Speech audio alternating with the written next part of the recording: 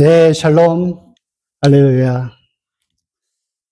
오늘 말씀은 예레미야 말씀입니다.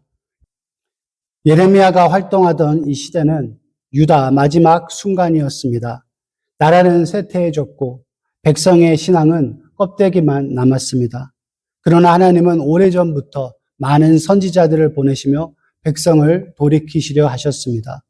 이스라엘의 첫 번째 왕이었던 사울은 그의 불순종으로 말미암아 하나님의 마음을 아프게 했고, 다윗의 순종으로 언약의 기준을 세웠으나 그의 아들 솔로몬은 우상 숭배에 빠지게 됩니다. 그 결과 하나님의 나라는 북과 남으로 찢어졌고 죄의 역사는 계속되었습니다. 하지만 하나님은 포기하지 않으셨습니다. 북이스라엘에게는 요나와 아모스와 호세아와 같은 선지자를 보내 회개를 촉구하셨으나 그들은 듣지 않았고 결국 북이스라엘은 기원전 722년에 아시리아에 의해 멸망하게 되었습니다. 남유다 또한 같은 길을 걸었습니다. 히스기야와 요시아와 같은 왕들을 통해 개혁이 되었지만 대부분의 왕과 백성들은 하나님의 말을 무시하고 우상을 섬겼습니다. 하나님은 이사야를 통해 회복을 약속하셨지만 백성은 계속해서 하나님의 언약을 저버렸고 형식적인 예배와 자기 중심적 신앙에 안주하면서 하나님은 그들을 향해서 계속해서 회개를 원하셨고 오늘 본문처럼 예레미야를 세워 심판과 동시에 회복의 말씀을 전하게 하셨습니다. 이 이야기는 오늘 우리에게도 동일한 도전으로 다가옵니다. 우리도 열심히 신앙생활을 하지만 어려움을 만나면 신앙이 종교로 변질될 때가 있습니다. 예배는 남아있지만 경외는 사라지고 기도는 남아있으나 믿음의 중심이 흔들릴 수 있습니다. 이 차이를 깨닫지 못하면 우리의 신앙은 역시 점점 무거워지고 기쁨이 사라지고 열매 없는 껍데기로 남을 수도 있습니다. 오늘 본문은 우리가 참 좋아하고 사랑하는 말씀입니다. 그러나 이 말씀의 배경과 의도를 제대로 이해하지 못하면 희망의 메시지조차 잘못된 신앙의 길로 이끌 수 있습니다. 하나님은 형식의 탑을 무너뜨리시고 관계의 예배를 다시 세우시길 원하십니다. 오늘 우리는 종교생활과 신앙생활의 차이를 분별하고 하나님과의 관계를 회복해야 합니다. 이 말씀 앞에서 우리는 우리에게 한번 질문해 봐야 합니다. 나는 하나님을 믿고 있는가? 아니면 하나님을 사용하고 있는가? 형식이 아닌 인격적 관계로 하나님을 예배할 때 주님이 주시는 자유와 기쁨이 우리 안에 다시 세워질 것입니다. 그렇다면 종교생활과 신앙생활의 차이는 무엇일까요? 종교생활은 하나님을 자신의 목적을 이루기 위한 수단으로 삼지만 신앙생활은 하나님을 삶의 목적이자 길로 삼는 것입니다. 예레미야는 요시아와 여호야김 시대에 활동했던 선지자였고 남유다는 위험한 순간에 놓여 있었습니다. 바벨론 왕 느부갓네살을 사용하여 하나님께서는 유다를 침공하게 하셨고 또 느부갓네살은 항복을 요구하고 있습니다. 기원전 605년에 그 침공이 시작되었고 그 초기 단계에는 예레미야는 예루살렘을 향해 반복적으로 회개를 촉구하는 경고의 메시지를 전달했습니다. 예레미야 7장 3절은 만군의 여호와 이스라엘의 하나님께서 이와 같이 말씀하시되 너희 길과 행위를 바르게 하라. 그리하면 내가 너희로 이곳에서 살게 하리라. 그러나 유다 백성은 그 말씀을 듣지 않았고 하나님의 음성을 거부했습니다. 그들은 불편한 진실보다 달콤한 거짓말을 선택하게 됩니다. 그래서 예레미야의 예언 대신 거짓 예언자 하나니아의 말을 더 신뢰했습니다. 하나니아는 예레미야 28장 2절에 만군의 여호와 이스라엘의 하나님이 이같이 일러 말씀하시기를 내가 바벨론의 왕의 몽해를 꺾었느니라 라고 거짓 예언을 합니다. 다들 아시다시피 남유다는 바벨론 왕 느부갓네살을 통해 기원전 582년에 멸망하게 됩니다. 하지만 아직 멸망하지 않은 이 상황에서 하나니아의 예언은 설득력이 있었습니다. 그들의 삶에 대한 회개가 없어도 하나님이 그들의 원수를 물러뜨리시고 전쟁을 빠르게 끝내주신다라는 약속이었기 때문입니다. 하지만 그 말은 사람들의 귀를 즐겁게 했을 뿐 하나님의 뜻을 왜곡한 거짓 희망이었습니다. 왜 유다 백성들은 거짓 선지자의 예언을 믿었을까요? 그들은 신앙생활을 하고 있다고 믿었지만 사실은 종교생활을 하고 있었던 것입니다. 솔로몬이 건축한 거룩하고 웅장한 성전이 예루살렘에 있었고 모세의 명령에 따라 의복을 입은 제사장들이 율법에 따라 번제를 드렸고 찬송과 예배가 있었으며 하나님의 존재를 부정하지는 않았습니다. 오히려 이스라엘의 하나님이 성전에 거하시기 때문에 예루살렘에 있기 때문에 그들은 안전하다라고 생각했습니다. 그래서 예레미야는 7장 3절에 너희는 이것이 여호와의 성전이라 하는 거짓말을 믿지 말라고 선포하고 있습니다. 하나님은 그들의 제사와 예배 자체를 거절하신 것이 아니라 제사 속에서 사라진 정의와 사랑, 회개와 순종을 회복시키길 원하셨던 것입니다. 그들은 가난한 자, 고아와 과부와 이방인들을 돌보지 않았고 오직 자신의 성공과 부, 안락만을 원했던 것입니다. 그래서 예레미야 7장 5절에서 7절 말씀을 함께 봉독해 보도록 하겠습니다.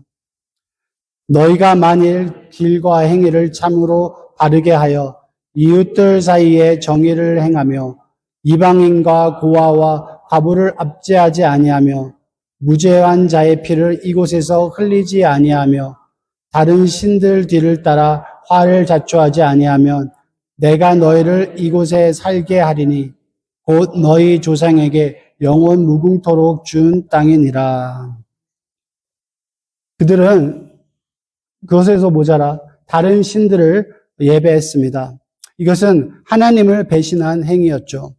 그들의 죄의 하나님은 내 백성이 두 가지 악을 행하였나니 곧 그들이 생수의 근원되는 나를 버린 것과 스스로 웅덩이를 판 것인데 그것은 그 물을 가두지 못할 터진 웅덩이들이라라고 말씀하십니다. 결국 그들의 신앙은 종교로 변질되었습니다. 하나님을 예배하는 대신 종교의 소비자가 되어 그들의 입맛과 필요에 따라 신을 선택했습니다. 자녀를 얻기 위해서는 아세라를 섬겼고 풍요와 비를 위해서는 바알에게 제사를 드렸습니다. 그들의 예배는 더 이상 사랑의 고백이 아니라 이익을 위한 거래가 돼버렸습니다. 그렇게 여호와 하나님과 이스라엘 사이에 신랑과 신부의 언약적인 관계는 배신으로 더럽혀졌던 것입니다. 마치 한 배우자가 다른 이와 부정한 관계를 맺는 것처럼 그들의 영혼은 하나님을 떠나 세상의 신들과 음행한 것이었습니다. 하나님은 관계의 회복을 원하셨습니다. 그분은 우리가 드리는 예배보다 예배 속에서 그분을 얼마나 사랑하고 신뢰하시는지를 보십니다. 종교는 하나님을 이용하지만 신앙은 하나님께 자신을 드리는 것입니다. 종교는 결핍에서 시작하지만 신앙은 충만해서 시작합니다. 종교생활은 없는 것을 얻기 위해 시작하지만 신앙생활은 이미 받은 하나님의 은혜에서부터 시작하게 됩니다. 아직 받지 못하고 없는 것에만 몰두하다 보니 신앙생활이 집착생활이 됩니다. 우리가 교회에서 암송한 고린도후서 6장 10절 말씀처럼 우리는 불만 속에서도 하나님을 신뢰하고 근심 중에서도 기뻐하며 아무것도 없는 자 같으나 우리는 그리스도 안에서 모든 것을 가진 사람들입니다. 모든 것을 가진 사람들이 하나님을 예배하고 사랑하며 받은 은혜를 나누며 살아가는 것이 바로 참된 신앙생활입니다. 주셔도 감사하고 주시지 않아도 감사하고 늦어도 감사할 수 있는 것이 바로 믿음의 자신감입니다. 오늘날 우리도 이와 같은 위험 속에 서 있습니다. 하나님과의 관계를 거래로 여기고 신앙의 목적을 축복과 성공으로 바꿀 때가 있습니다. 나름 열심히 신앙생활 했는데 어려움을 만나는 경우가 종종 있습니다. 그럴 때 우리의 노력이 기억이 납니다. 내가 하나님과 교회를 위해 얼마나 열심히 신앙생활을 했는데, 내가 얼마나 기도했는데, 얼마나 봉사했는데, 얼마나 새벽 제단을 드렸는데 결국 한 만큼 받아내야 된다라는 것입니다. 전문적인 용어로 본전이 생각난다라고도 저희가 설명할 수가 있습니다. 하지만 그것이 바로 종교적인 사고입니다. 번영신앙도 마찬가지입니다. 믿음만 있으면 부와 명예와 건강을 얻을 수 있다고 합니다. 그러나 원하는 결과를 얻지 못하면 믿음이 부족해서라고 정죄합니다. 회개가 부족하거나 기도가 부족하거나 헌금과 섬김이 부족하기 때문이라고 합니다. 결국 믿음은 하나님의 뜻을 따르는 순종이 아니라 자신의 욕망을 이루기 위한 수단으로 변질될 수 있습니다.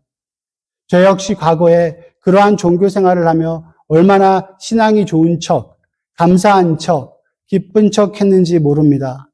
그렇게 기뻐해야 신앙이 좋고 믿음이 좋아서 하나님께서 제가 기도하는 것들을 주시는 하나님이라고 생각했기 때문입니다. 그러나 치유는 없었고 돌아오는 것은 자책과 분노와 낙심이었습니다. 왜 치유해 주지 않으시는지, 어떻게 해야 치유를 받을 수 있는지, 언제까지 이렇게 답답하게 살아야 하는지 막막했던 시간들이 많이 있었던 것입니다. 이 고백은 단지 저의 이야기가 아니라 오늘 우리 모두가 서 있는 신앙의 자리이기도 합니다. 하나님은 우리가 주고받는 거래가 아닙니다. 사랑의 관계 안에서 자유롭게 살기를 원하십니다.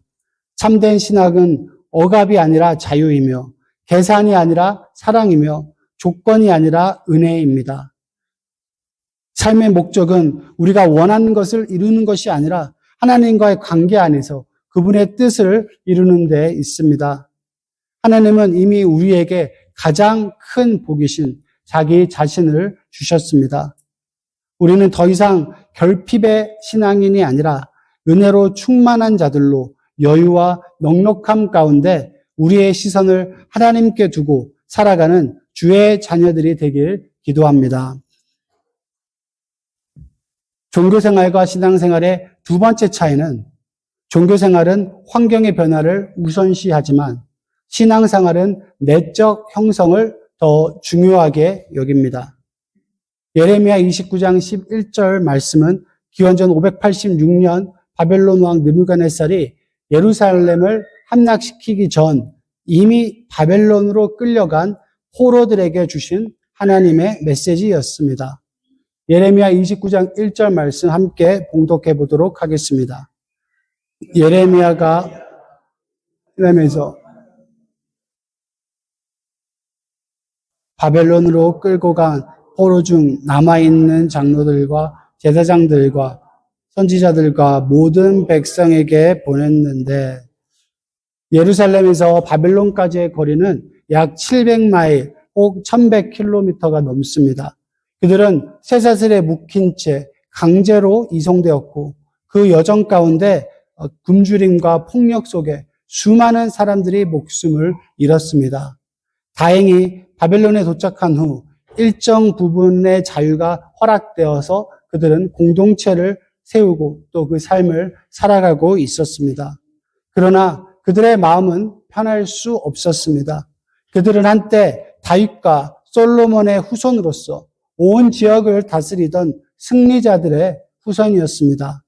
하나님께서 함께 하신다는 확신 속에 살던 그들이었고 예루살렘의 성전의 영광은 그들의 자부심이었습니다. 그러나 이제 그들은 패배자요, 포로자요, 타국의 종이 되어버렸습니다. 성전의 금기둥과 보화와 예루살렘의 영화는 모두 사라졌습니다. 그래서 그들의 마음은 오직 한 가지였습니다. 이 바벨론에서 벗어나 다시 예루살렘으로 돌아가자. 다시 예루살렘의 영광을 누리자. 회복하자. 그들은 하나님께서 그들을 해방시키시고 원수 바벨론을 멸망시키기를 간절히 바랬습니다.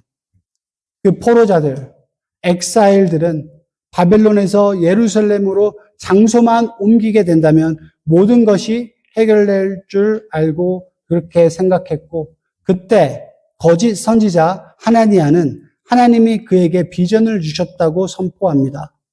내가 바벨론의 왕 느부갓네살이 이곳에서 뺏어와 바벨론으로 옮겨간 여호와의 성전 모든 기구를 2년 안에 다시 이곳으로 되돌려 오리라. 사람들은 그 말을 믿었습니다. 희망과 기대가 매우 높아졌습니다.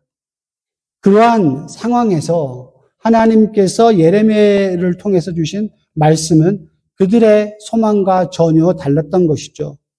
여호와께서 이같이 말씀하시느니라. 바벨론에서 70년이 차면 내가 너희를 돌보고 나의 선한 말을 너희에게 성취하여 너희를 이곳으로 돌아오게 하리라. 거짓 선지자 하나니아는 2년 안에 돌아올 것을 말했고, 예레미야는 70년이 지나야 돌아올 수 있다라고 선포했습니다. 여러분이라면 누구의 말을 믿고 싶으시겠습니까? 혹 어떤 예언을 믿는 것이 더 신앙적이고 믿음이 좋다라고 하시겠습니까? 하나님은 그들에게 더 놀라운 명령을 주십니다. 예레미야 29장 5절 7절의 말씀입니다. 너희는 집을 짓고 거기에서 살며 텃밭을 만들고 그 열매를 먹으라.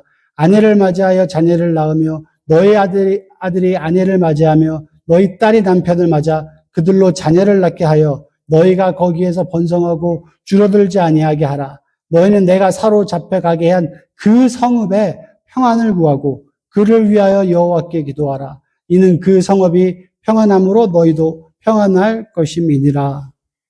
이 말씀은 그들의 생각을 완전히 뒤엎는 것이었습니다. 그들에게 70년을 살라는 말들도 정말 어려운데 자신의 성전을 무너뜨리고 동족을 죽인 원수와 백성과 평안하게 살라고 하신 것이었습니다. 어떻게 그들을 위해 기도할 수 있습니까?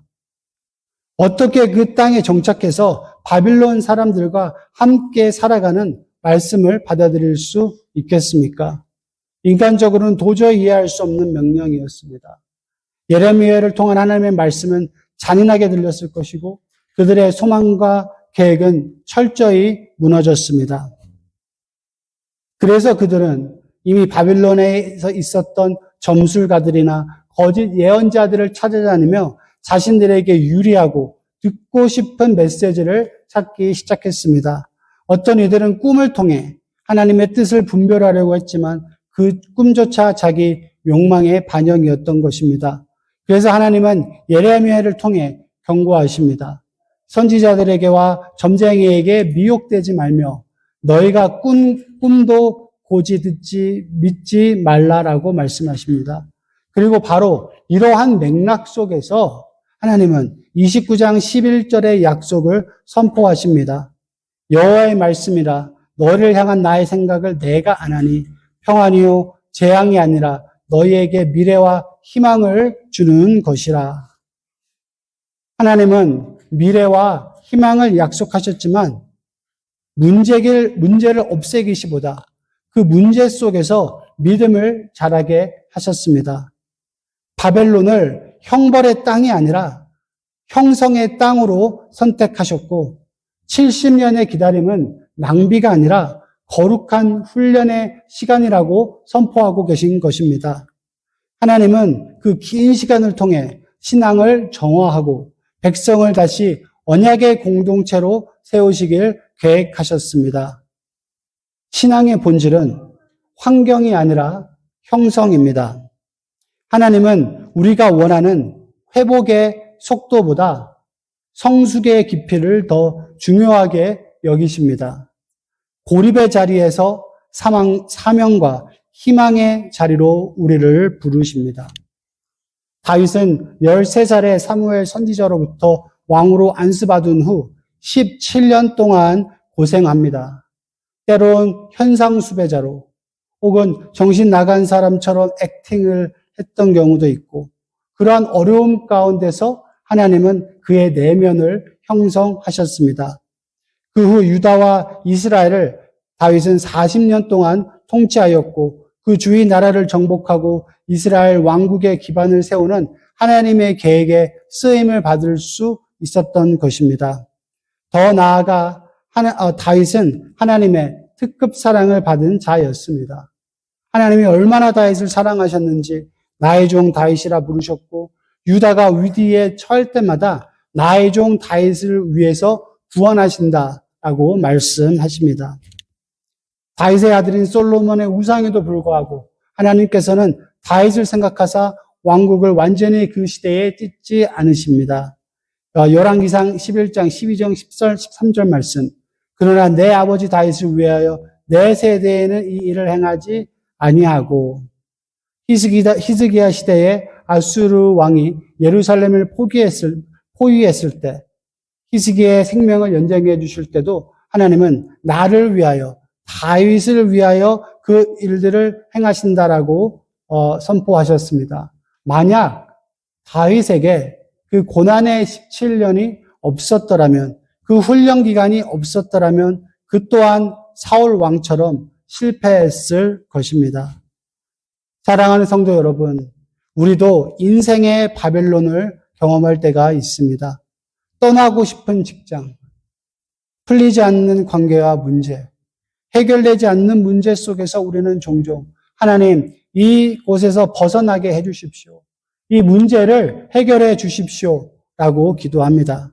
그러나 하나님께서는 때로는 상황보다 우리 자신을 먼저 바꾸시길 원하십니다.